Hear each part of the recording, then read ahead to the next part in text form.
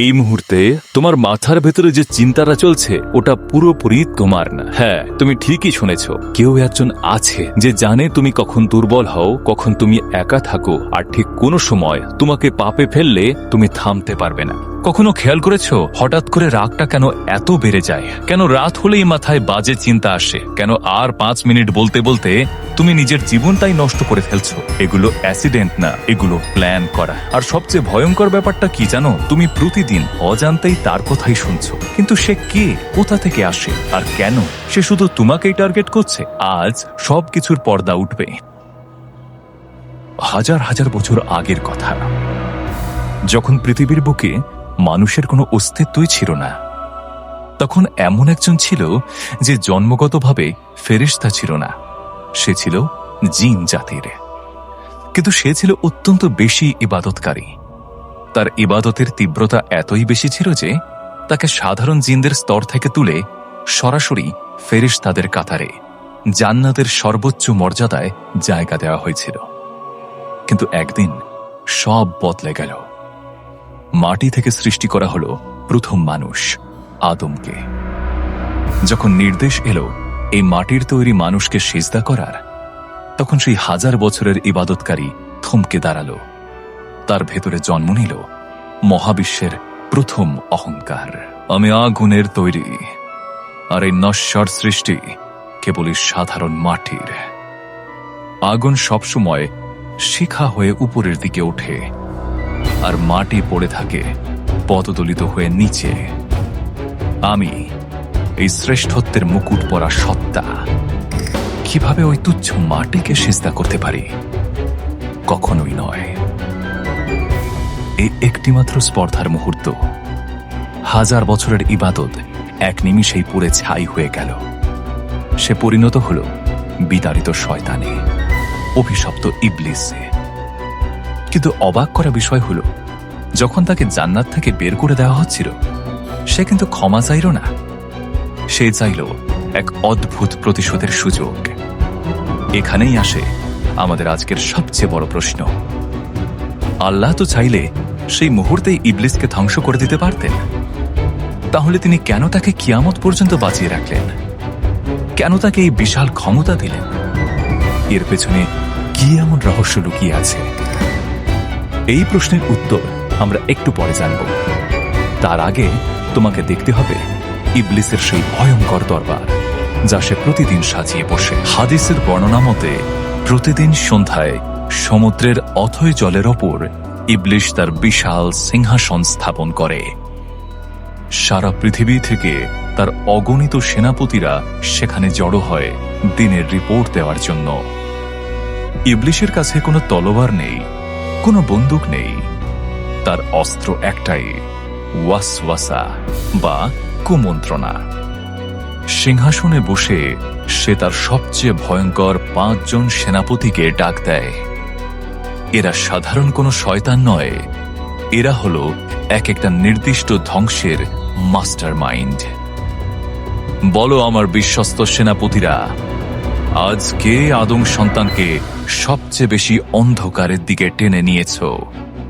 কে তাদের আত্মাকে সবচেয়ে বেশি কলুষিত করেছ? সামনে এগিয়ে আসে প্রথম কমান্ডার। তার নাম জালানপুর, যার রাজত্ব হল বাজার, ব্যবসা প্রতিষ্ঠান এবং অর্থনীতি। মহামান্য ইবলিস, আমি আজ এক সৎ ব্যবসায়ীকে দিয়ে প্রথমবার মিথ্যা বলিয়েছি। আমি তার কানে ফিস ফিস করে বলেছিলাম, একটু মিথ্যা না বললে এই যুগে কেউ বড় হতে পারে না। সে প্রথমবার ভয় পেয়েছিল, কিন্তু যখন সে দেখল মিথ্যা বলে লাভ বেশি, এখন সে হারাম ছাড়া আর কিছুই চেনে না। আমি মানুষের উপার্জনকে বিষাক্ত করে দিয়েছি। জালানপুর হাসি মুখে পিছিয়ে যায়। এরপর আসে দ্বিতীয় জন, বর্তমান আধুনিক যুগের সবচেয়ে ভয়ঙ্কর কমান্ডার আল আওয়ার, যার কাজ হল পৃথিবীতে অশ্লীলতা ছড়িয়ে দেওয়া। আমি তাদের হাতের মুঠোয় থাকা ছোট ছোট স্কিনের ভেতরে ঢুকে গেছি। তারা ভেবেছিল এটা শুধুই বিনোদন, কিন্তু আমি তাদের দৃষ্টিকে নিয়ন্ত্রণ করছি। আমি ছোট ছোট হারাম দৃশ্যগুলোকে তাদের চোখের সামনে শিল্পের মতো সাজিয়ে ধরেছি। তারা বুঝতেই পারছে না যে একটু দেখলে কি হবে। এই চিন্তাটাই তাদের আত্মাকে পুরোপুরি অন্ধ করে দিচ্ছে। এবার তুমি বুঝতে পারছো কেন মাঝে মধ্যে গভীর রাতে তোমার হঠাৎ করে এমন কিছু দেখার ইচ্ছে হয়? কারণ আল আবার ঠিক সেই মুহূর্তে তোমার কানের কাছে বসে থাকে। এরপর সামনে আসে তৃতীয় জন, মাসুদ, তোমার ঘুম এবং তোমার রবের সাথে দূরত্বের প্রধান কারিগর। আমি আজ লাখ লাখ মানুষকে ফজরের সময় মৃতদেহের মতো ঘুম পাড়িয়ে রেখেছিলাম। যখন অ্যালার্ম বেজেছে, আমি তাদের মাথার পেছনের গিটগুলোতে ফুঁ দিয়ে বলেছি, রাত এখনো অনেক বাকি, তোমার শরীর খুব ক্লান্ত, আর একটু ঘুমাও। তারা আমার কথা শুনেছে, তারা ঘুমিয়েছে, আর সকালে এক অদ্ভুত বিরক্তি নিয়ে ঘুম থেকে উঠেছে। তাদের আজকের পুরো দিনটা আমার দখলে। মাসুদের কথার পর দরবারে পিন পতন, নীরবতা নেমে আসে। এরপর আসে চতুর্থ কমান্ডার, আল ওয়ালহান বা আল ওয়ান, যার কাজ হল মানুষের রগে রগে রাগের আগুন জ্বালিয়ে দেওয়া। আমি আজ দুই ভাইয়ের মাঝে শুধু একটা সন্দেহের বীজ বুনেছিলাম, একটা সামান্য কথা যা তারা এড়িয়ে যেতে পারত, কিন্তু আমি তাদের রক্ত গরম করে দিয়েছি। আমি তাদের অহংকারে আঘাত করেছি, আর এখন সেখানে রক্তের বন্যা বইছে। তারা আজীবনের জন্য একে অপরের মুখ দেখা বন্ধ করে দিয়েছে। আল ওয়ানের কথা শেষ হতে না হতেই ইবলিশের সবচেয়ে প্রিয়, সবচেয়ে ভয়ঙ্কর পঞ্চম কমান্ডার সামনে এগিয়ে আসে। তার নাম দাসিম, যে পরিবারের কাঠামো ভেঙে গুড়িয়ে দেয়। আমি আজ স্বামী স্ত্রীর পবিত্র ভালোবাসাকে চরম ঘৃণায় বদলে দিয়েছি। মানুষটা যখন বাইরে থেকে ঘরে ফিরেছিল, সে আল্লাহর নাম নেয়নি। আমি তার কাঁধে চড়ে তার ঘরে ঢুকেছি। স্ত্রীর একটা সাধারণ ভুলকে আমি স্বামীর চোখে পাহাড়ের মতো বড় করে দেখিয়েছি। তাদের ঘরের শান্তি আমি চিরতরে কেড়ে নিয়েছি। সেই পরিবার এখন ধ্বংসের দ্বার প্রান্তে। তুমি আমার সেরা সৈনিক। ইবলিশ দাসিমকে বুকে জড়িয়ে নেয়। একটি পরিবার ধ্বংস হওয়া মানে একটি সমাজ ধ্বংসের প্রথম ধাপ। তুমি সবচেয়ে বড় কাজ করেছ। এই হলো ইবলিসের সেই 5 কমান্ডার, জালানবুর, আল আবার, মাসুদ, আল ওয়ান এবং দাসিম, যারা এই মুহূর্তে তোমার চারপাশে ঘুরছে, তোমার প্রতিটি দুর্বলতার সুযোগ নিচ্ছে। এবার সেই উত্তরের পালা। আল্লাহ কেন ইবলিসকে ধ্বংস না করে এত সময় আর ক্ষমতা দিলেন? কারণ এই পৃথিবীটা কোনো চিরস্থায়ী বাসস্থান নয়। এটা একটা বিশাল পরীক্ষার হল, আর ইবলিস এবং তার বাহিনী হল সেই পরীক্ষার সবচেয়ে কঠিন প্রশ্নপত্র।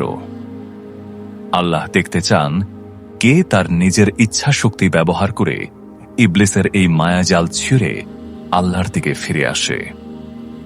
ইবলিস তোমাকে জোর করে পাপ করাতে পারে না, সে শুধু তোমাকে মোহ দেখাতে পারে। পাপে পা বাড়ানোর চূড়ান্ত সিদ্ধান্তটা সবসময় তোমারই থাকে। তাহলে এই ভয়ঙ্কর অদৃশ্য বাহিনীর হাত থেকে বাঁচার উপায় কি? কিভাবে তুমি এই 5 সেনাপতির আক্রমণ থেকে নিজেকে রক্ষা করবে? খুব মনোযোগ দিয়ে শোনো। ইবলিসের 1000 বছরের সমস্ত প্ল্যান এক নিমিষেই ধ্বংস হয়ে যেতে পারে তোমার মাত্র একটি সিদ্ধান্তে, আর সেটা হল তওবা এবং সচেতনতা। 1, যখনই অকারণে রাগ আসবে, বুঝবে আল ওয়ান তোমার পাশে। সাথে সাথে বসে পড়ো, পানি পান করো অথবা ওযু করে নাও, কারণ পানি শয়তানের আগুনকে নিভিয়ে দেয়। 2, যখন রাতে বাজে চিন্তারা মাথায় আসবে, বুঝবে আল আওয়ার তোমাকে ডাকছে। সাথে সাথে ফোনটা দূরে সরিয়ে আউযু বিল্লাহি মিনাশ শাইতানির রাজিম পড়ো। 3, যখনই বাইরে থেকে ঘরে ঢুকবে বিসমিল্লাহ বলে সালাম দিয়ে ঢুকবে। দাসিম আর তোমার ঘরে ঢুকতে পারবে না। 4, আর যখন অ্যালার্ম বাজবে মাসুদের আর 5 মিনিট ফাঁদে পা না দিয়ে সাথে সাথে উঠে আল্লাহর নাম নেবে। মাথার পেছনে শয়তানের সব গিট খুলে যাবে। ইবলিস তোমার দুর্বলতা জানে, কিন্তু আল্লাহ তোমার অন্তরের গভীরে লুকিয়ে থাকা অনুশোচনা সম্পর্কে জানেন। তুমি যদি ইবলিসের ধোকায় পড়ে গিয়েও অনুতপ্ত হয়ে একবার চোখের পানি ফেলে আল্লাহর কাছে ক্ষমা চাও, ইবলিস হাউমাউ করে কেঁদে ওঠে, কারণ তোমার এক ফোঁটা চোখের পানি তার 1000 বছরের চক্রান্তকে ধুয়ে মুছে পরিষ্কার করে দেয়। সিদ্ধান্ত এখন তোমার হাতে। তুমি কি আজীবন জালানপুর, দাসিম আর মাসুদদের হাতের পুতুল হয়ে থাকবে, নাকি নিজের আত্মার নিয়ন্ত্রণ নিজের হাতে তুলে নিয়ে আল্লাহর দিকে ফিরে যাবে? আজকের এই বার্তাটি নিজের মধ্যে আটকে রেখো না।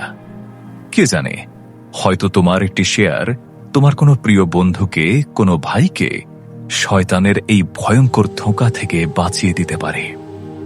তাকে জানিয়ে দাও সে একা নয়, এক অদৃশ্য যুদ্ধ চলছে আমাদের সবার মন নিয়ে। সবাই ভালো থাকবেন, ঈমানের সাথে থাকবেন। আল্লাহ হাফেজ।